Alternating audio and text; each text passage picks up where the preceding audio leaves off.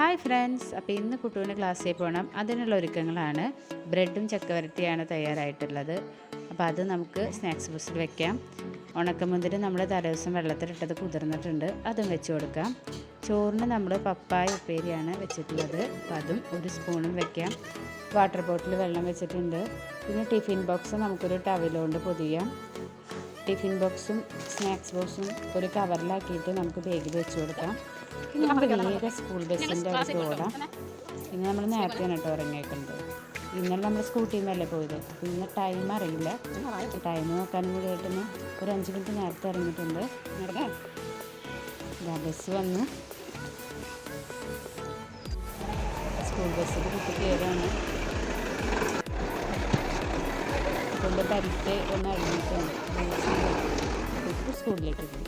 ഇനി നമുക്ക് ഷോപ്പിലേക്ക് പോകാനുള്ള പരിപാടി നോക്കാം. ബൈ.